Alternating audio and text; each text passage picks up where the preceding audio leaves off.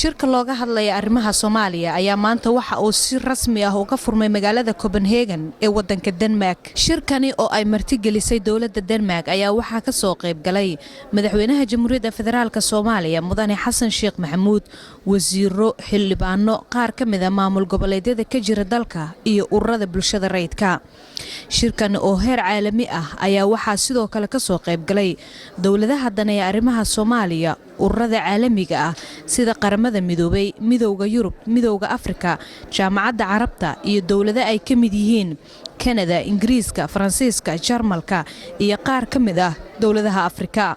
Shirkan oo si wada jir ah ay u fureen ra'iisul wasaaraha wadanka Denmark Helle Thorning-Schmidt, madaxweynaha Jamhuuriyadda Federaalka Soomaaliya Mudane Xasan Sheekh Maxamuud iyo ku-xigeenka xogayaha guud ee qaramada midoobay ee Soomaaliya.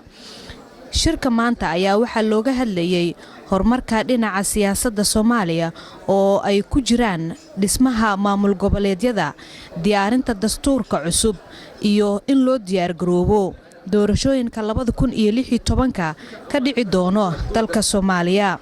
sidoo kale shirka ayaa waxa looga hadlay guulihii laga gaaray howlgallada military iyo deganaanshaha dalka iyo sidoo kale xuquuqda aadanaha.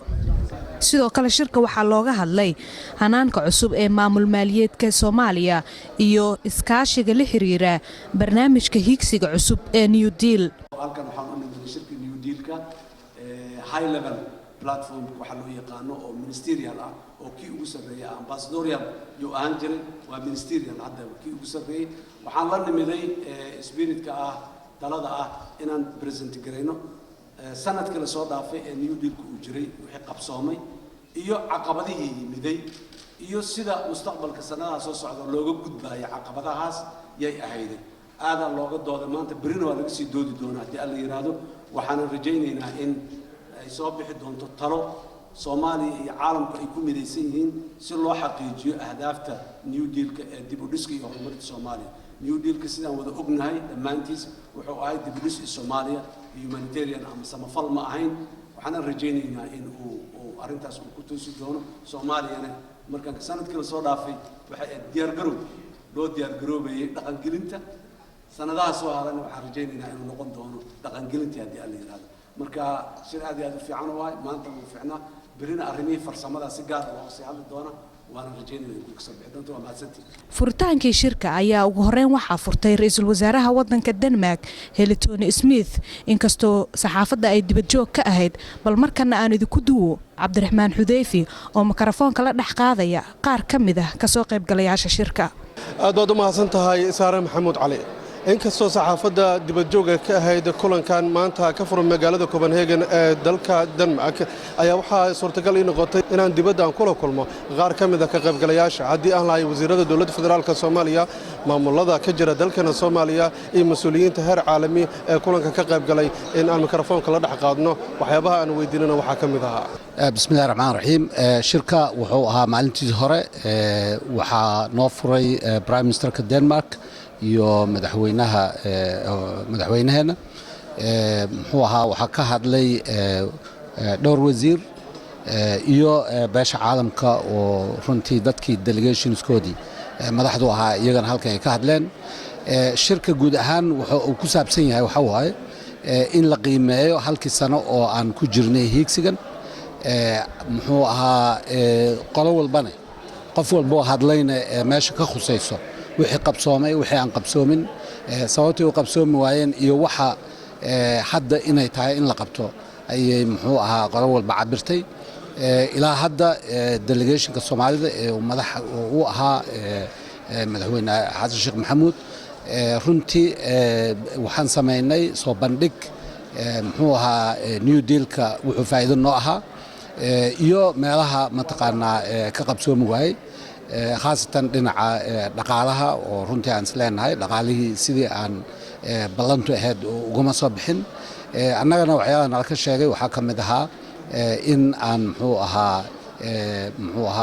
xoogoo nala dhaliilsan yahay in aan muxuu ahaa ku dhaqsanno shaqadii inay ahayd inaan qabanno runtii annagu inaan qabanno shaqadaas waa wax adag maxaa yeelay inta badan waxay ku xiran tahay dhaqaalaha la helo dhaqaalaha hadduu yar yahay shaqada qabashadeedu way adkaanaysaa. magaalada Copenhagen waa sidee shirkan aragtida anaga aan ka qabno waxa weyn inuu yahay shir runtii guul u ah rabitaanka ummadda Soomaaliyeed iyo dawladnimadooda. waa shir looga hadlayay sidii loo caawin lahaa loo dardargelin lahaa dawladnimada Soomaaliya. waan ogsoonahay muddada 22 sano inay dhibaato ka jirtay. waa shir runtii hadda aan diirada ku saarayno higsiga dawladda iyo shacabka Soomaaliyeed 2016 sidii lagu suurtagelin lahaa dhaqaale iyo maaragtay siyaasad loogu abuuri lahaa. waxaana runtii shir dawladda Soomaaliyeed ee ka soo qayb gashay madaxweynaha iyo golaha wasiiradu halkan ay joogaan.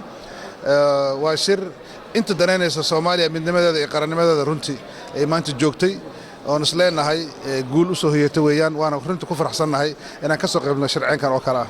madaxweyne ku-xigeenka maamulka Jabba Cabdulqaadir Xaaji Maxamed Lugadhere kulanka maanta doorka aad kula heedeen iyo qaabka u arkayso. bismillaahir rahmaanir rahiim. doorka aan ku leen aad buu fiican yahay. warbixin dheer baan ku leenahay khudbad ah insha Allah mar dhawaan khudbayn doonaa. aragtida aan ka qaban waxa weeye shirku aad iyo aad buu fiican yahay waana wanaagsan yahay meel fiican buu maraya. ka qaybgalayaasha shirka waxaa ka mid ahaa dadka lagu codsoomay Cabdi Baaruud oo ah oo ka socda Global Somali Diaspora oo dhawaan loogaga dhawaaqay wadanka Turkiga. qaabka u furmay maanta shirka higsiga cusub ee 2016 sidee buu dareenkiinu yahay maanta. طبعا waxaa la oran karaa waa saacadihii ugu horeeyay ilaa hadda ilaa 6 qof ayaa hadlay oo inta badan ay ahayd soo dhaweyn iyo maarteen iyo bilowgii iyo maarteen introduction. طبعا laba casho soconaya shirkani midho dhalkiisana waynu wala joogi karnaa. waxaan oran karaa si fiican buu u bilaabmay.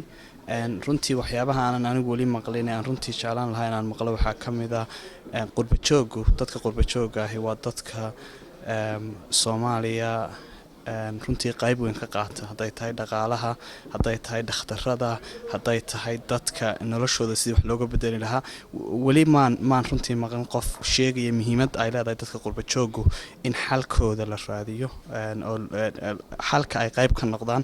marka laakiin waa maalmihii ugu horeysay waa saacadii ugu horeeyay aan oran karaa waynu joognaa insha Allah bal waxa ka soo baxay. laakiin sida hadda uu ku bilaabmay si fiican buu ku bilaabmay. saad la socoteen Prime Ministerka Denmark ayaa shirka furay deetana madaxweynaha Soomaaliya Xasan Sheekh ayaa ka dambeeyay deetana wasiiradii bay hadleen. gidigood runtii waxay sheegeen in horumar uu jiro.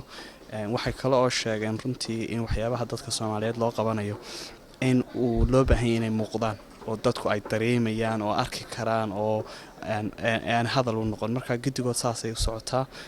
shirka harkiisu sareeyo higsiga 2016 ayaa waxa uu soo gabagaboobi doonaa maalinimada berrito ah. waa Cabdiraxmaan Xudeyfi Sare Maxamuud Cali, Copenhagen, Denmark.